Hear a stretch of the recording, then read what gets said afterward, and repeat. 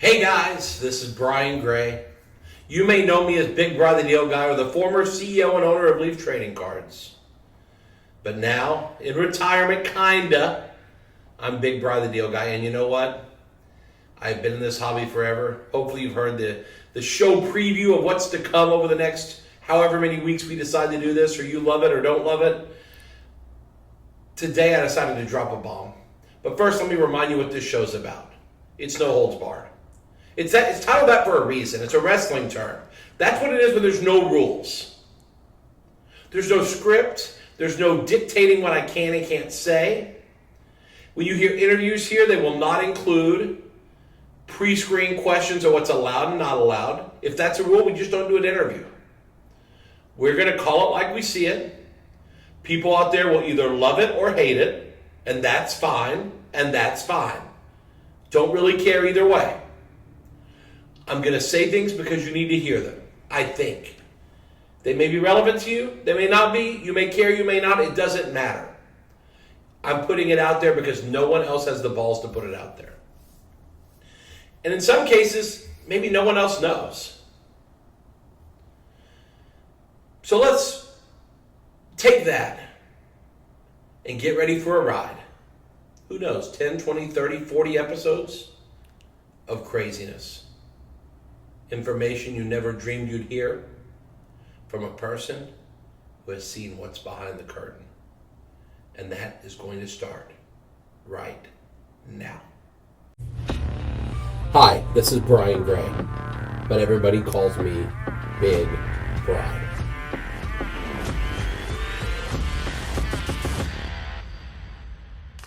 Guys, I want to tell you first, today's episode is brought to you by no one. Because in this hobby, so many influencers, their show is sponsored by Zaya cases, or this guy, or PSA, or whoever. That's not the case here. You cannot buy me. You cannot dictate my opinions by buying a sponsorship or advertising. I don't need your money. What I need is the ears of people who actually care about this industry, about trading cards, about sports, about people. If those things matter to you, you're in the right place. I'm sponsoring this show. I don't need a sponsor. So it's brought to you by no one but me. Let's go. Welcome, guys, to episode 1 of Big Bri No Holds Barred podcast. I'm Brian Gray, former CEO and owner of Leaf Trading Cards. I've been around the industry for 35 years. I sold Leaf in 2023. I kind of retired, but that lasted like 30 days before I had the hunger to be back. And now, no holds barred. There's no rules. There's no dictations or things I can and can't say. I give zero craps if you want to hear it or not. I'm going to say it. You take it in and you decide what you think about it. It's just what it is. No BS, just the facts. This first episode is not what I planned at all. I even told my daughter, who's a producer of this podcast, I told her, here's the topic for today. And I gave her the topic. And she just arrived before we recorded. I said, I changed the topic completely. Because I wanted to start with something that I have not told people about in any detail in 25 years, 20 years. It's the best and worst kept secret in the business. People thought something, but I'm just going to lay it out there. So episode 1, I gave it a title that's fitting. Dirty Little Secrets. King Richard and I. I've never shared these things, but I felt like I needed to give real color to kind of the dark corners in the hobby's past. The things you never saw, because it was the wizard behind the curtain. Because it was the magician who waved over here so you'd look while they did their movements on the other side and you never noticed.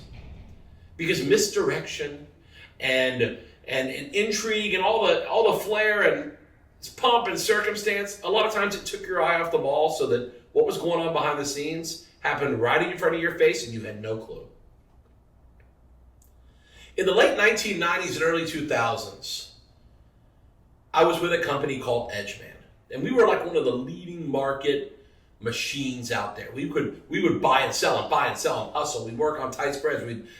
We would really literally, if we had extra product and we thought a product was weak, we would literally pound the market. We would sell, push it down.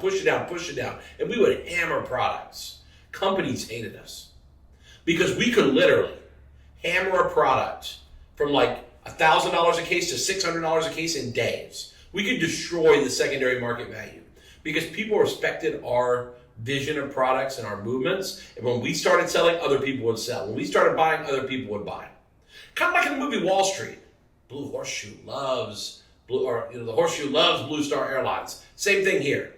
People would hear that Edgeman's buying this or Edgeman's selling this, and they'd hop on the bandwagon. We pounded products, but we also ran products up. When we thought a product was good, we would just buy. And as we bought, the market would soar. I can think of products that we bought at $20 an item, we made the market $100 in a matter of months. 500%, 400% profits in 5 months. And the market was so easy to move up and down just based on sentiment and buying some stuff because there really weren't a lot of professionals and there wasn't a lot of money in the business. But you know what? The manufacturers, Upper Deck, Fleer, lesser extent Tops, but Upper Deck and Fleer mainly, they were the most affected by the things we did. Because they were like the collateral damage when we'd hammer a product. They would get so much crap from the distributors that, why is this product going down? We have all these cases and it's plummeting. I mean, sometimes the manufacturer made a crummy product. That's why we hammered it. But sometimes they made a great product and we ran the price up because we knew it was good.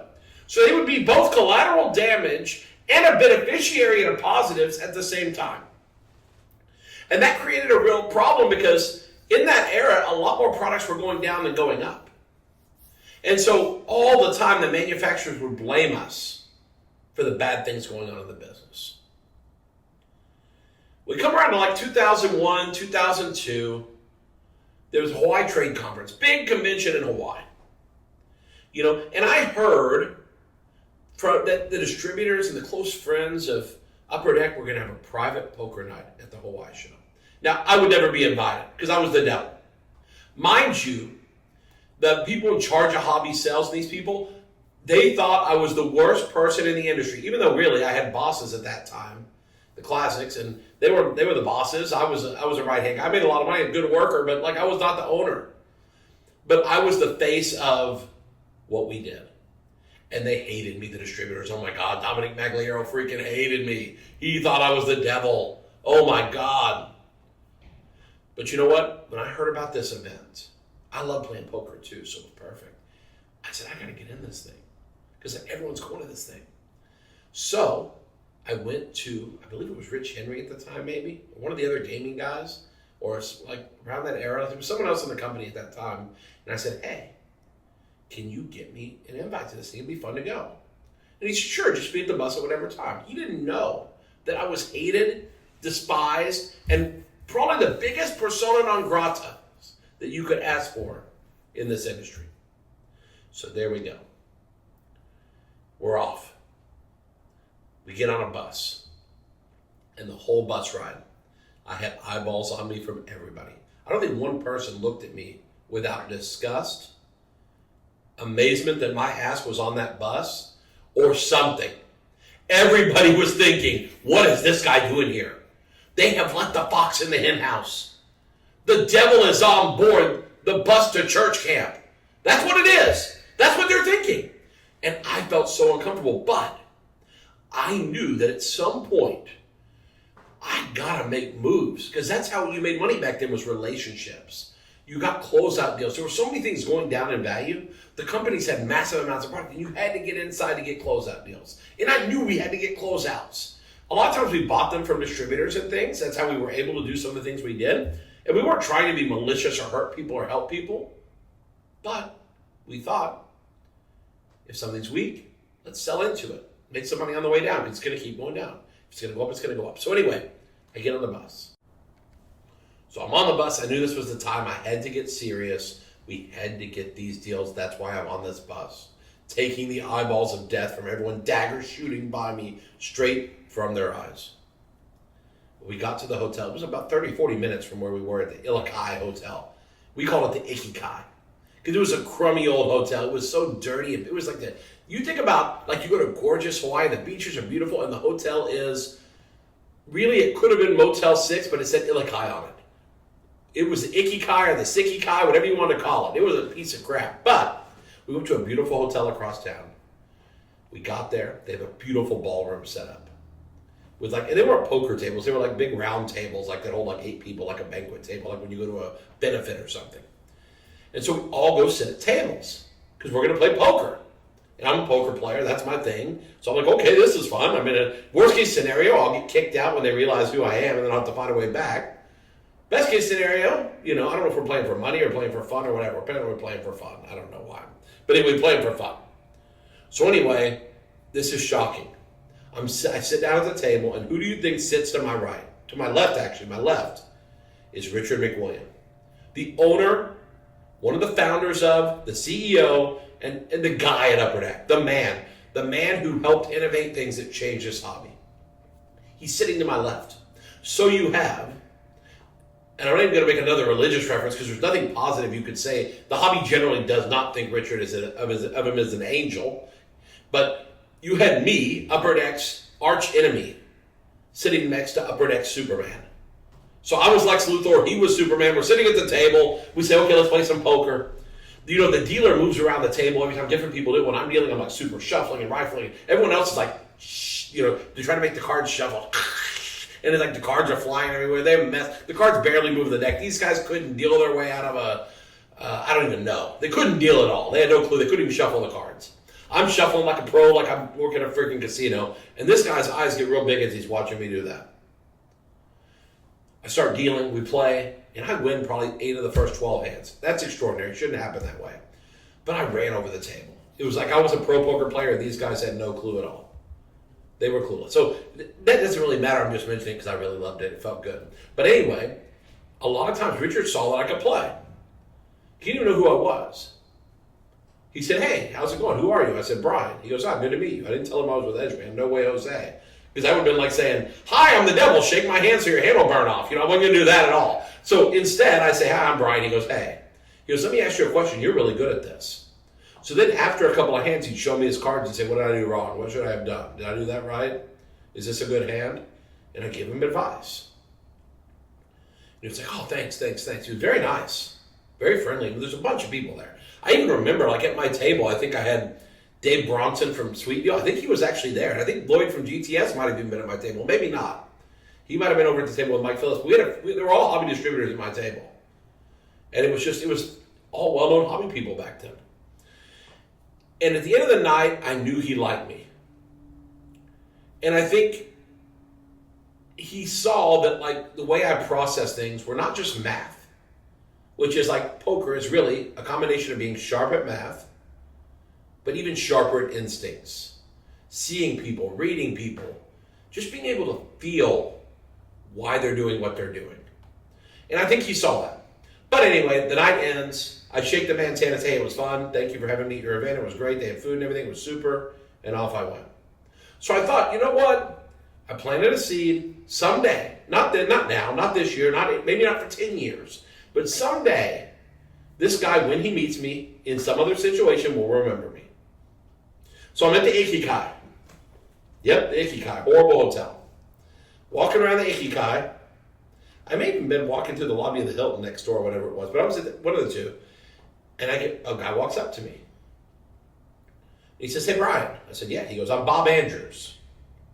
He goes, I don't know what his role was at Upper Deck, president or COO or something. He was the number 2 guy at Upper Deck. And Bob was like, hey, Brian, how you doing? He goes, hey, Richard wants to meet you. I said, okay. And he said, well, why don't we go ahead and go? And I said, whoa, it's the middle of the day. You just came up and asked me, you want to get in a car and go somewhere? He said, yeah, Richard's at his hotel. He's not staying here, obviously. Richard would never stay in the Ikikai. He wouldn't even stay in the Hilton Vacation Club next door. He wouldn't stay in a place like that. This guy was 4 seasons or better all the way, the Regis. This guy, again, he owned a private plane company. This guy was never going second class. So he's staying in a hotel across town. Bob says, hey, Brian, you got to go. We got to go now. We got to go meet him. And I thought, listen, I made an impression on the guy. I got to get in the car, right? Listen, if he found out who I was, they may take me out to the jungle and kill me. So worst case, I'm going to have a young widow. My family will get some life insurance. And I'll have been in a hobby box, like a coffin, not a hobby box, but a hobby coffin, and I'll be gone. That's the worst thing that happens. But I said, what the hell? It's probably not going to kill me. So I get in the car. We drive 45 minutes across the frickin' island. I'm like, where's this guy staying? I'm like, Alaska? Or, where's this guy staying? Japan? And we're going to get on a who knows? We're driving forever. We get to the other side of the island, pull up to a beautiful hotel. Beautiful. We walk in. Richard's sitting in the bar lounge thing. No one else is in there. Me and Bob sit down. And Richard says, hey, it was good meeting you last night. He goes, you know who I am? I own Upper Deck. I was like, yeah. And he goes, well, I know who you are. He said, you're Edgeman. And you guys cause some real problems for us. And I said, okay. Yeah. And he threatened me right then. He outright threatened me. He didn't pull any punches. He didn't you know how sometimes you say, hey, I would really think about what you're doing before you do it. Like you say to your kids, all right, I hope you're thinking about your choices. He didn't say that. You know what he said? He said, you have two choices and that's it. You can either be rich if you decide to work with me, or I will destroy you and crush you and you will no longer exist in this industry.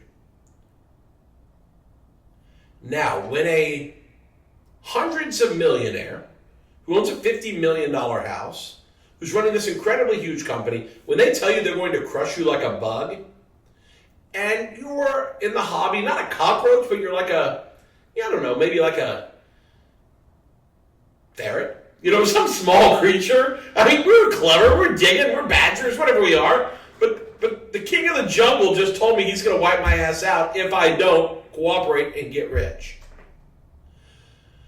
So I thought about it for 0 seconds and said, okay, we'll be rich. Let's do rich. I'm good with rich. I'll take rich. Because listen, I was a young guy. We're talking about, what was I, 25, 28 years old? I was a kid. But I said, I'm in. Trust me, Richard. I'm so in. I'm in. And so it began. Immediately, he started selling me big closeouts. But the condition was, you can't do anything that hurts our normal product. So instead of you making money by selling stuff down and hammering the market, you're going to make money by staying out of it. And when we have extra product, we'll sell it to you on the cheap, and you'll get to make a bunch of money selling closeouts. Sounds good, right? The closeouts got obscenely big. Obscene. Some of the closeouts we got offered were, the hobby still has never heard these stories. And I'm not going to go into deep detail now, but I'll give you hints about what they were. Upper Deck Golf, '01 with Tiger, when it got closed out, there were 20,000 cases of SP Authentic, the rare one, and over 250,000 cases of Upper Deck 1 Hobby Golf. And then there were Rack Pack cases. It was a staggering closeout. This was more cases of cards than had ever been closed out in the history of the hobby.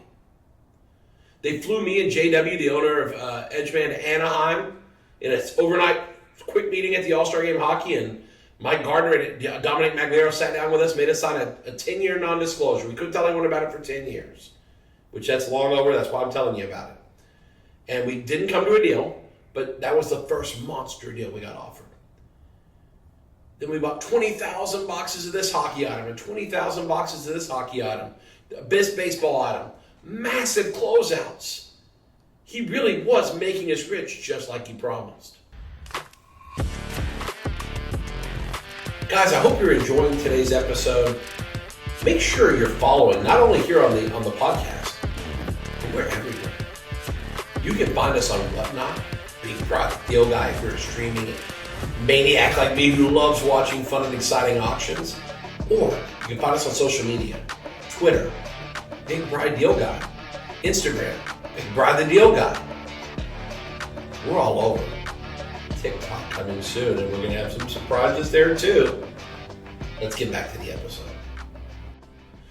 But it wasn't just that they were offering us closeouts.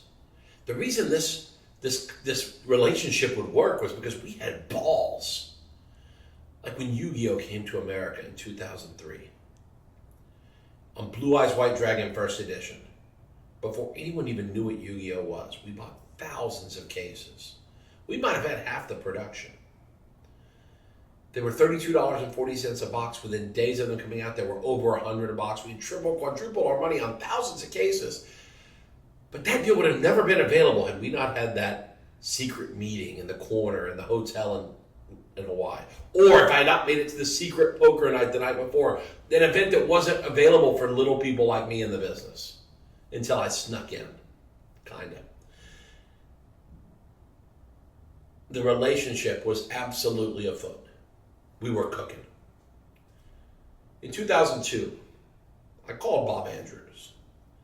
I had been sitting around, because I'm an animal. I'm constantly thinking about what opportunities there are, where the market's missing something, where there's money to be made. I'm always constantly scheming and thinking and not just constantly trying to find something no one else has thought of. So I called Bob Andrews. I knew that him and Richard were in Vegas for an event, and I was there too. And I insisted that I had an amazing idea for Bob that I needed to pitch to Richard. I needed to tell Richard McWilliam. I said I had to tell him. So Bob said, let me see if Richard will meet with you. I'll get back to you. He called me back and said, Richard will meet you at this coffee shop at this time. Don't be late. So I'm like, oh my God, I'm so nervous. It's such a big deal. Such a big deal. And at the time, we're still Edgeman, still cooking, doing all our thing. And I showed up at that coffee shop in Vegas. I don't remember if it was at the Rio or if it was on the Strip. I don't even remember. It's been Caesar's Palace. It's been so many years. I'm talking about 2003 here, right? 2002, 2003. And as usual, what I find out later is Richard could not be on time for anything. Not that he couldn't be on time. He could be early for everything. He might have even gotten there early. But you know the expression showing up casually late? There's nothing casual about Richard. Richard exerted dominance over everybody. And the way he did it was by letting you know that what you wanted, what you needed, what you thought was important didn't mean shit. That at the end of the day, he would call the shots. He's the freaking boss, and you say, yes, sir, whatever you want, can I have another? He would spank you, and you would say, can I have another, please? Can I have another, please? He didn't play games. He exerted dominance from second one in every relationship. With me, it was that day he said, you can either be rich, or I will squash you like a bug and destroy you, and you will never work in this business again. That was my moment. But with every person I ever saw him meet, he did the same thing. And it's a strategy that a lot of big businessmen use. Not, I don't know if it's the right strategy, but it's definitely a strategy. So as usual, he's not there when it's supposed to meet because he wanted to come in when he wanted to come in. He wouldn't be told when to be somewhere. So as soon as we sit down, Bob Andrews had to order for him. You got the message, text, I think, what are you supposed to order for him? So he orders for Richard. The food comes, Richard's still not here. We're eating, I'm like, this guy just screwed me. He's not going to show up. Well, Richard comes walking in late whenever he wants to. That's fine. He shows up. And I pitched something that I thought was mind-blowing. I thought, you know what? Upper Deck is one of the biggest manufacturers in trading cards. Why aren't we looking at some kind of integration here? Like, Upper Deck sells to distributors, and they make a bunch of money on stuff. They sell to closeout guys like me, and we make a bunch of money on stuff. But Upper Deck doesn't get to make that money. They sell stuff to retail chains like Walmart, Target, Toys R Us, and those guys make a lot of money. Upper Deck made money too. But think of all that extra money that was being made by all these other people, not them. So I said, Richard, what about integration? What about having interest in every level of the food chain? You know, why not have distribution in our pocket where we have interest in distributors and we have interest in secondary market companies like Edgeman and we have secondary interest in retail partners like the people that supplied Walmart, Target, whatever. And I was scared because this is a big pitch. You're trying to tell a guy who just showed up 40 minutes late to lunch because he can tell you to go screw yourself. You're going to try to tell him that you think you have this great idea that he doesn't do and he didn't think of. And he's going to boot you to the curb. And all that time and energy I spent playing poker and getting threatened I was going to get squashed like a bug was for nothing.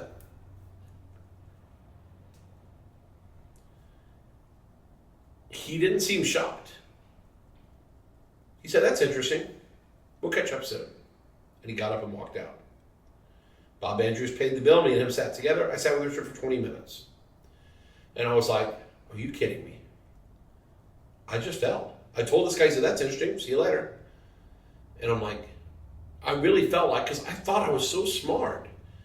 And like, I really had not thought this through, or I insulted the guy by making him think that I thought I was smarter than him, which I clearly didn't think I was. He's so cunning. He was very shrewd and cunning, this guy. About, I don't know how much longer, maybe a month or two later, I found myself at Upper Deck headquarters. And I was in a meeting with Bob Andrews, Richard McWilliam, and a lawyer. And they asked me if I'd ever heard of this entity. They said, have you ever heard of blank? I said, no, I've never heard of that. And then the bombshell. What I pitched to them had already been started quietly. Richard had already bought a retail distributor who supplied Toys R Us, Kmart, and a bunch of the chains. And it was at that moment when I realized at that lunch that he realized I was his kind of guy. Because we thought the same big picture that no one else thought about. At that conversation, we said, what would it take to buy Edgeman? Because he said, I get you that way. And he loved me. He clearly loved me because we're on the same wavelength. Not that we do everything the same way, but we were very shrewd. We both thought a big picture. For a 28-year-old to think big picture like that was kind of rare at the time. We talked about what it could look like to buy Edgeman, and we decided to see if we could get on and we'd be partners. Holy crap. I'm going to have a chance to partner with the owner of Upper Deck. We did the deal in 2003. And we were in business together with Edgeman. Now, make something clear. Upper Deck did not buy Edgeman. It was not Upper Deck. Upper Deck did not buy Vintage, who supplied Vintage Sports Cards, Rick Dean. They supplied Kmart and Toys R Us and all those guys. Upper Deck did not buy them. So make that clear. It wasn't like it was Upper Deck. It was Richard McWilliam personally through whatever entity he set up for it. These were new entities. Once the deal was done, man, I thought I was getting deals before. The deals were flowing like freaking crazy. We had first dibs on products, and sometimes the deals would be so obscene I couldn't figure out why. I was like, why are these prices so cheap? Like sometimes I thought they could get more from someone else for these. But they would just give it to me so cheap, it was crazy. It was at that time I was introduced to Rick Dean at Vintage. They were the suppliers for Toys R Us and Kmart and others. And I'll tell you what, best guy in the world. He would become a friend of mine, and as times would become different over the years, we would be like talking to each other. We would constantly be, we'd be there for each other. He was a great, amazing guy. But he was the first part of this family that was being created that I, separately from Richard, came up with this idea, and it was brilliant. But I finally got to know him a little bit.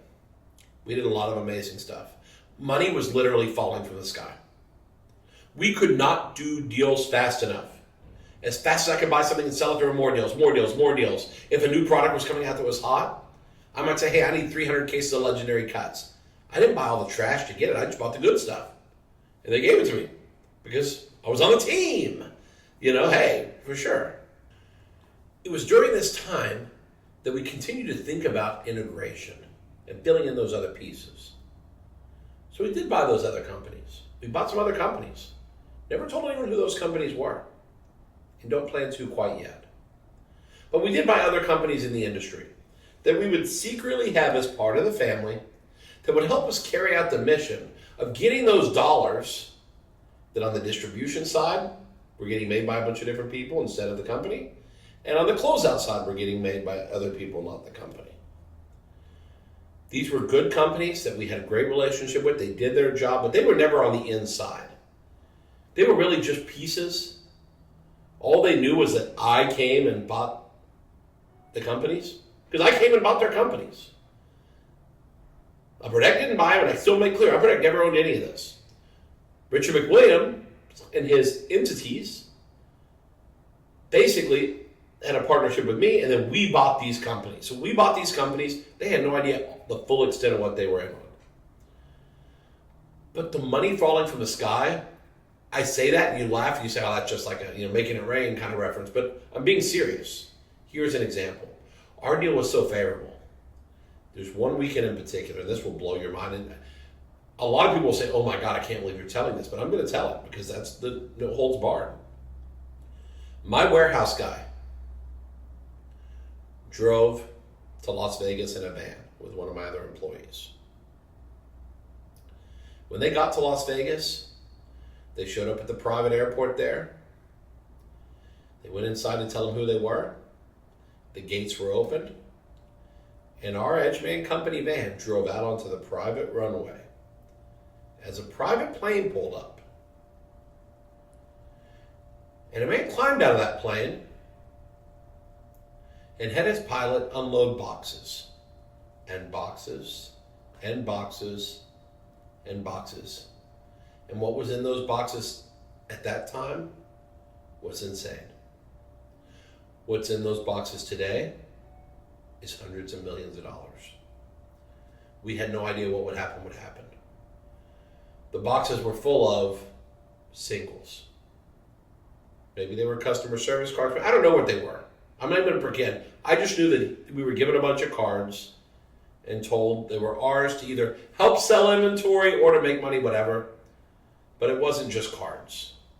It was Michael Jordan autographs. It was LeBron autographs. It was Kobe autographs. It was Michael Jordan, LeBron dual sign cards. Cards go for $50,000, $100,000 each now. Back then they were like $3,000 or $5,000. So we had no idea. We knew they were good, but like today they're $50,000 a card. We had 10 of them.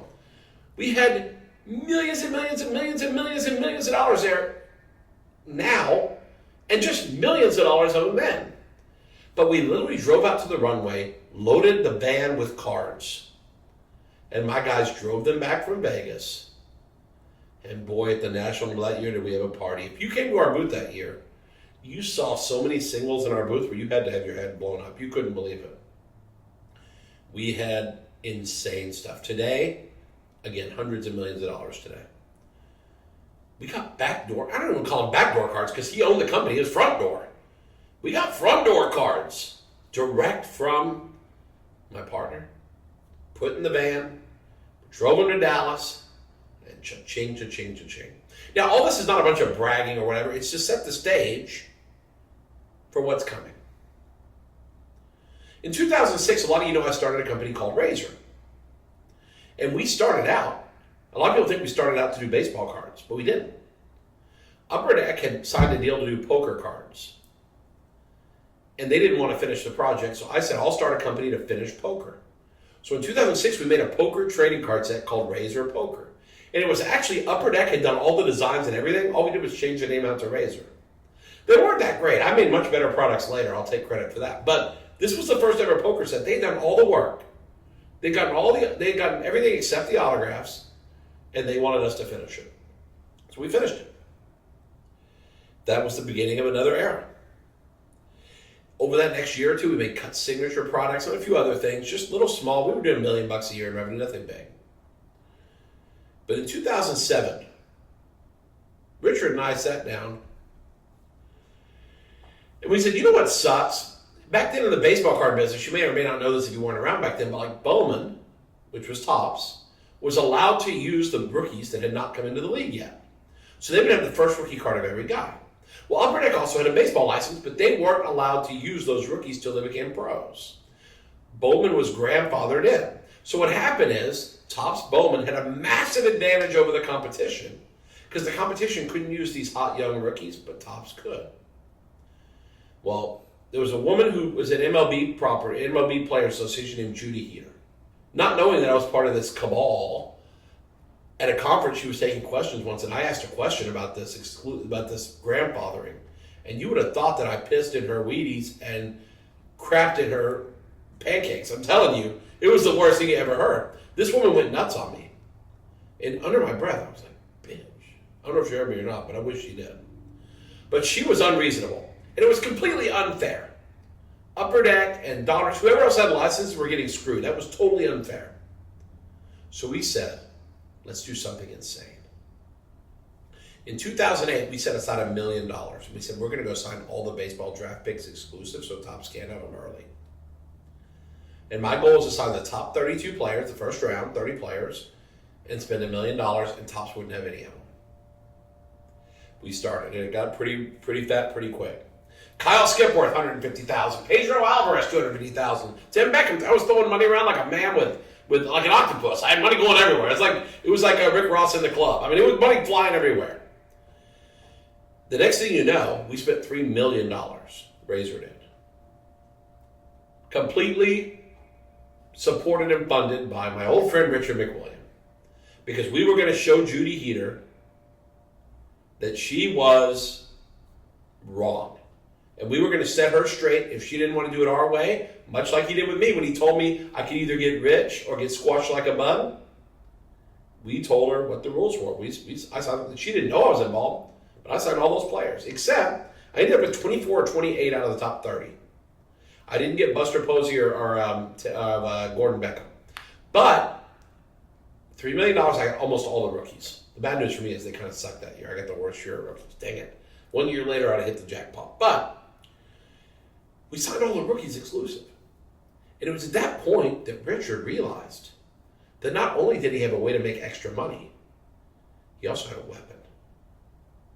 He had a heat-seeking missile that any time he needed to weaponize and go after someone who was not doing him right, he could come over to Trusty Edgeman, Trusty Razor, and say, let's bring the hammer. And so he would come to me and say, these guys at Neopets, they're doing this. Go get out. This guys, go do this, go do that. And constantly he would use us as a weapon. And we're making tons of money. How do we say no? Because at the time we're young kids. We're excited to make money, right? Well, we caused a firestorm. There's no doubt about it. We caused a complete firestorm in the industry. Put Razor on the map as we hoped. But I don't know. I think I jumped ahead of myself. Go back 2 years before that, 2006, 2007. I got a call one day, and it would start an avalanche that would change the industry forever. I picked up the phone. It's Richard. He said, hey, Brian, if you could have any 10 Yu-Gi-Oh cards in the whole world that you could put into a repack with some old Pokemon Yu-Gi-Oh inventory to make it more sellable, what 10 cards would you want? I said, what are the rules? What can I choose from? Any card. You can pick any 10 cards in the whole world of Yu-Gi-Oh that you could have for that repack. Which ones would you pick? So I sat down with Bill Dumas, who worked for me. And we sat down and we came up with a list. Bill Dumas would later work at Beckett and some other places, but we came up and sat down with a list. So we came up with the 10 cards. Before you know it, there's a repack in Kmart and in Toys R Us with old Yu-Gi-Oh packs that vintage had extras of, and every box had a rare card included. And it was the exact 10 cards that we picked. It's like, okay, they just went through their inventory and pulled cards. Well, it was about that time that I actually started doing more consulting for Upper Deck as part of our relationship. I was going to Upper Deck every other week. My daughter, who's the producer here, probably remembers when I'd be in Carlsbad for a week and then in Dallas for a week, and then Carlsbad for a week and then Dallas for a week. I'd meet with the team there, all the production people, the sales people, Dave Tracy Mash, all the different people, Joe Fallon, all the people in the food chain I'd meet with. I was even in the AOP meetings there. I did not work for Upper Deck, and I was in their annual operating plan meetings. Like when they're planning how they're going to operate for the next year, they have a guy who's not even involved in the company sitting at the table. And I thought I had hairy eyeballs on that bus that time going to the poker game. These employees were like, what the hell is this guy doing here? He didn't even work here. How'd this cat sneak into the room? I got a thing for sneaking in, apparently. He said this time I wasn't buying it. But he's like, how did this cat sneak in the room? They hated. And I think they hated me. Because the fact is,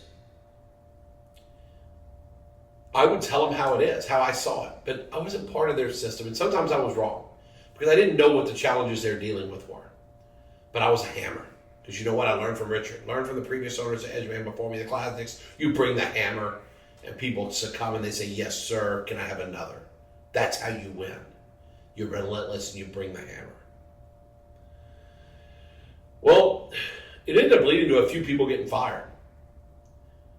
None of them on purpose. Well, one of them on purpose. Because he was one of the guys who was taking bribes and doing things there that were inappropriate. He got fired on purpose because he was taking bribes. Later, he came to me and told me how I ruined his life and his family would be desolate because he got fired. And I was like, well, you shouldn't have stolen from the company. But some people on accident. One employee worked out of Dallas. Richard didn't even know it. We're in a conference call talking about baseball, And the guy's on the phone giving his opinion about products, and he disagreed with me. Then we hung up. Richard goes, "Who the hell's that guy on the phone? Why isn't he here in the office? He works here? He's out of here." Fired him right there, basically. It was crazy. And a good friend. I consider the guy a friend, a great guy. I didn't know Richard would do that. He was just a lunatic. Well, anyway, during that time, I remember going home. I was in the Target parking lot right off the tollway in Dallas, and the phone rang. And excuse what I'm about to say, I'm going to use profanity. I probably shouldn't. I'm just going to use it. Because this is what he said. He said, "Brian, they fucked me." I said, "Excuse me?" Richard said, "Brian, they fucked me." I was like, "Who's they and what are we talking about?" And he said, "NBA. The NBA took away my license and gave it to Panini. They didn't even let me bid. It was like a deal in the night to screw me out of it." He said, "They fucked me. I can't believe this." I was like, "Okay, we got that. Hey, just don't panic. We got this. No worries. We're gonna make money. We know how to make money. Don't worry. Still got baseball. Still got football. Still got hockey. Still making Yu-Gi-Oh. We're cooking. Pokemon. You don't deal with that stuff, but Pokemon made everything go up. So Yu-Gi-Oh was good. You had other entertainment. We were in good shape. Don't worry about it at all." Well, that's when Armac started falling apart. I was going to the office every other week. He'd be unreliable. I'd show up some weeks, he wouldn't show up at all. He'd say, "I'll be there Monday." Wouldn't show up Monday, Tuesday, or Wednesday, Thursday. I'd fly home Thursday. I didn't see him once. There were times he'd lie to me, where he'd say, "Brian, I was on a horse and I fell off and I broke my hip and I did this and did that." He come up with stories. I don't know if it's broken hip, but it's like he hurt himself. Then he was on a four-wheeler and there was, the four-wheeler flipped over. And then he was trying to do this, but he tried to help somebody and he hurt his wrist doing this, and he just always some story. And I know that, listen, I'm not getting into personal dirty laundry. I know he had some struggles outside of the business, and those can impact how you operate. There'd be weeks where we wouldn't have any side of it. Not just me, but the people working at Upper Deck. They had to run a business. And I'll give them all the credit in the world, the people there. Because those people at Upper Deck, and I'll tell you more about them later, those people at Upper Deck, they did an amazing job of holding together a company where the top was wobbling like out of control. And usually when something at the top wobbles like that out of control, you fall. You can't keep upright when the top wobbles like that. They did a great job. But it was a mess. I would literally sit in the office and just visit with people who worked there because we had nothing to do because Richard wasn't there to give any guidance. And then 2009. Have you ever seen the movie with Demi Moore and Woody Harrelson and Robert Redford? It's called Indecent Proposal. And Robert Redford says to Woody Harrelson, "Hey, I'll give $1 million for one night with your wife." And they talk about it. They're like, "Should we take the money? Should we take the money? Should we take the money?" And they decide to take the money. It's $1 million for one night. We'll forget about it. It happens. And then their life's never the same. Richard made me an indecent proposal. No, he didn't ask to sleep with my wife. Don't worry. I know my wife's probably listening. It never happened. You know already, but I'm telling the rest of the people. But he made me an indecent proposal. See, what happened is he was in the heat of a lawsuit with Konami on Yu-Gi-Oh! Because just so happens there were 10 cards. Remember those 10 cards we talked about? Those 10 cards we talked about? Well, apparently Upper Deck was accused of counterfeiting 10 cards for these repacks that they took unauthorized, made counterfeit copies of them, and they were being sued by Konami for it. And Richard made the call to me. The case had already started rolling, and it was bad. Rick, Dean, and Benich had testified that they got the cards from Upper Deck. That was fatal. That was the fatal blow that put the counterfeiting in the hands of Upper Deck. But I got a call. And you know what that call was? "Hey, Brian, I need you to do me a favor. I need you to make me an invoice where Razor sold Upper Deck those cards." The man asked me on the phone to commit a felony.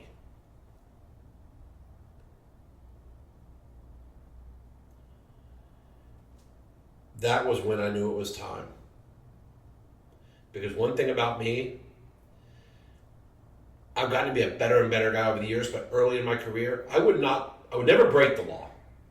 But I would take the rules and I would stretch them and bend them, and like, you know how you draw a line in the sand? The reason you draw a line in the sand so you can wipe it out and move the line.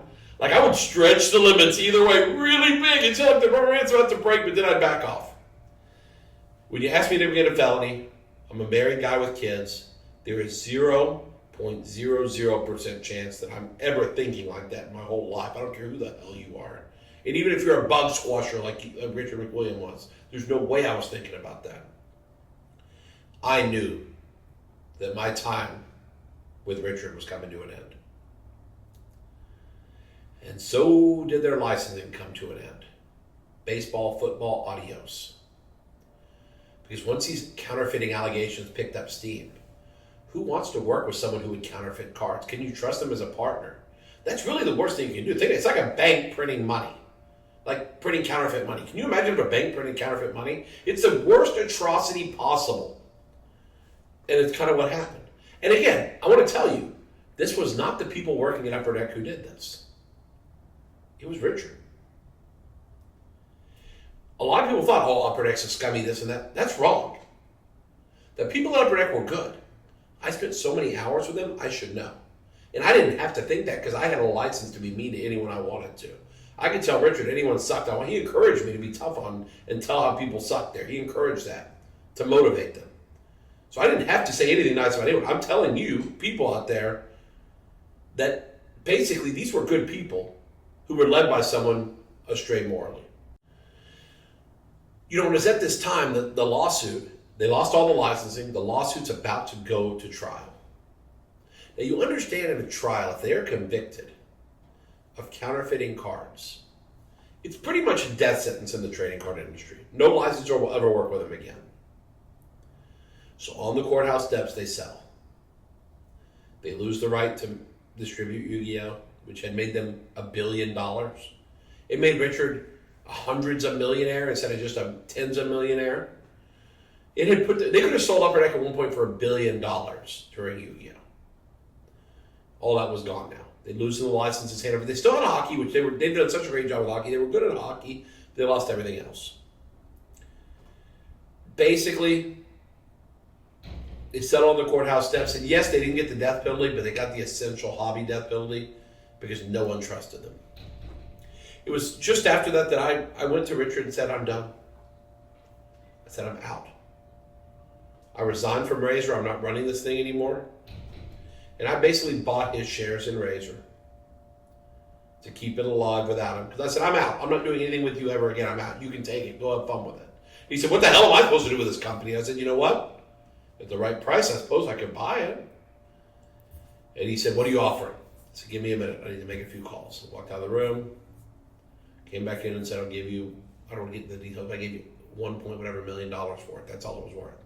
You can keep all the extra baseball shitty autographs we have. I just want the name and the other assets. And he said, fine. He said, I don't need you either. We're out. And it was then he told me that meeting me was the worst day of his life.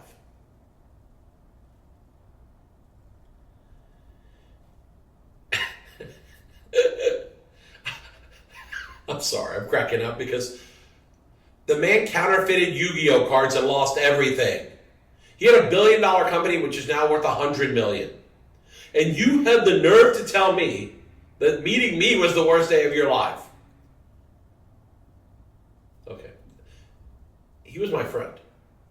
Despite that silliness, and I think that was just bitter feelings because I didn't want to stay married. I think really that was just bitterness. It was just hurt. But I wasn't the worst day of his life. I hate that crap. I hate when people exaggerate like that. Well, we never spoke again after that. You know, a few months after that happened, I bought the Leaf brand, which was huge. We unveiled it at the National. Things are cooking. Leaf's ready to take off. People were like, oh my God, this is the most genius thing ever. You got Leaf. Your brand now has real meaning, not like Racer, which meant nothing except scooters. And me and Richard didn't talk. We were done talking. We unwinded everything. I bought back my company. The companies we had acquired, we sold them to people. We got rid of all the companies. He eventually sold Vintage to SMB, who's Beckett Holdings, who eventually supplies Walmart and those people. He sold to them. Everything got sold off. All these pieces we put together got sold off. But we never really spoke again. We weren't really friends, and his employees at Upper Deck, a lot of them hated me. A few of them liked me, but a lot of them hated me because they saw me as an outsider who came into the hen house, was a fox in the hen house, and now I'm competing with them, and aggressively. A couple years later, in 2013, my friend died. Richard died. And it was really those things outside of the business that killed him. It wasn't stress from working too hard. It may have been a little contributor to the other stuff, but it's just sad. I was really sad. Even though the guy had asked me to do the unthinkable, it was sad. My friend had died. So I got on the phone.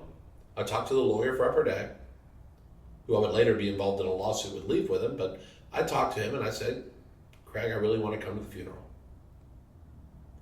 He was my friend.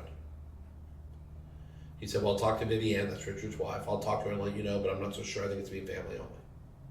Then I called Jason Mastro at Upper Deck, who ended up taking over. And I said, Jack, I really want to be at this funeral. Because I really wanted to, really, this was a big part of my life. And we've been through a lot together. Definitely I wasn't invited to the funeral.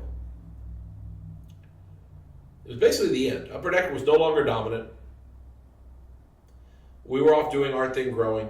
Upper Deck was doing a good job on hockey. They were doing a good job on little things, but like the big monster behemoth that was worth $1 billion was no more. It had become a smaller version, a shell of itself. But I think I'd be remiss to say that right now the company's being run by Jason Mastro, who was there when I was consulting, wore a suit every day, polished, business grad, smart guy. He was like the guy in the suit when everyone else is wearing jeans and a shirt and polo shirts. He's the guy in the suit, the jacket. Never saw the guy without a jacket. I don't think he liked me very much, but even though he didn't love me, I respected him. And I think he respected me, he just didn't like me. You had Mike Phillips, who was handling the sales. He was like the sales, vice president of sales or whatever. He's an industry veteran of 20 years. Great guy. The guys before him had been on the take and taking bribes. This guy wouldn't take a bribe for anything. He's as honest as the day is long. And honestly, looking back, those two guys and the stability they brought to that company after Richard died, it's what they needed when he was falling apart.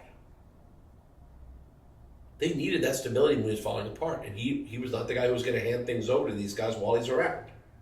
But the fact was, they could have helped save the company in the time, probably. These guys were not shady.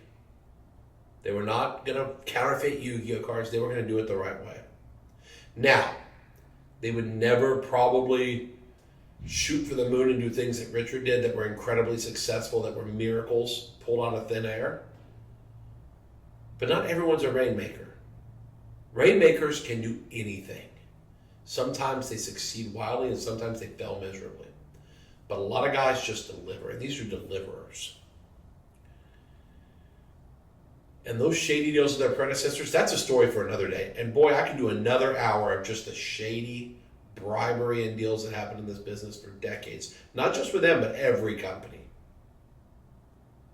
But the real question is, why am I going into all this? I just spent 45 minutes, 50 minutes talking about this story for the first time in my life. I've never told this story. 20-something years later, I'm suddenly pitching up telling you a story. Why, Brian? Why the hell would you waste an hour, or spend an hour, depending how you view this, and say, why would you take an hour 20 years later to tell us a story that really is the past? Yeah, it explains why Upper Deck failed, and it's the fall of the Roman Empire of the hobby, if you think about it. Every great empire falls. Upper Deck was that great empire like Rome. The Ottomans, they're gone. They're the Ottomans, not the Ottomans. They're gone. The reason is because it's a cautionary tale. Greed, lies, secrets, pride, cockiness, that false feeling that you're invincible and nobody can stop you. It's what you feel when you're 20, that you'll never die. And then when you're 80, you realize you will. It's all those things. Those are the things we lived and we breathed, and that's just who we were in that time. We all thought we were the smartest. We were going to be the richest, all those things. But this story shows you how all those things contributed to the downfall of one of the great empires. And I was there. And looking back, I'm not necessarily proud of my association with Richard, but I am proud of what Upper Deck's done in trying to stay around after one of the greatest atrocities in the history of the hobby. Upper Deck did amazing things to grow the industry, much of it at the hands of Richard McWilliams. But their technology and their innovation has been mind-blowing. What they did grew the industry to incredible levels. And Richard McWilliam almost single-handedly dismantled it, destroyed it like lava coming from Mount Vesuvius, just burning down everything in its path. That's what Richard was. And today in this hobby, we're all flying high. Business is amazing. Have you ever seen the movie Wall Street? Hal Holbrook says to Bud Fox, Charlie Sheen, he says, "Hey kid, son, there's no shortcuts."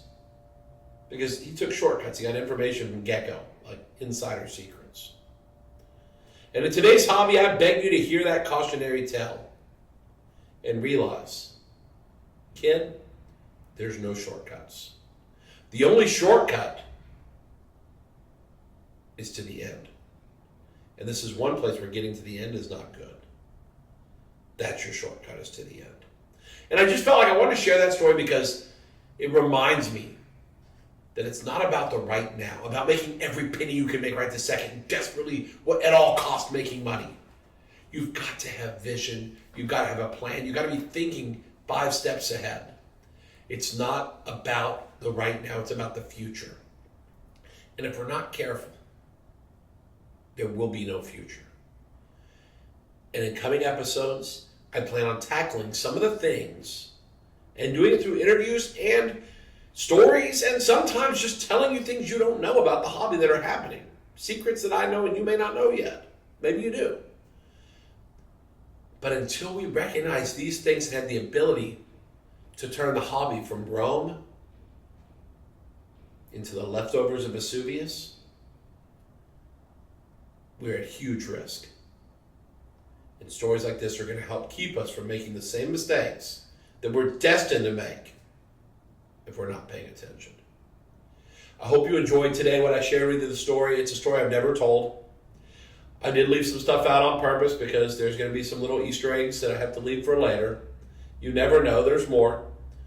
But the big picture vision is, think about the past. Repeat the good stuff, but you don't have to repeat the past. Don't let the history repeat itself over and over again. Just let it repeat the good stuff. Learn from the bad stuff and stop it. And right now as a hobby, we may not be counterfeiting cards, or maybe some people are, but we're doing some things that smell a little bit like some of the Richard McWilliam antics. And I think it's not going to be a good end for us. We're taking too many shortcuts. I can't wait to see you on my next episode, to hear you listening to me and knowing that we're here together. We're trying to build something great. I'm just glad you let me share it with you. Guys, I love you. Big Bry the Deal Guy, Brian Gray. No holds barred. And I just proved it. Peace out, guys.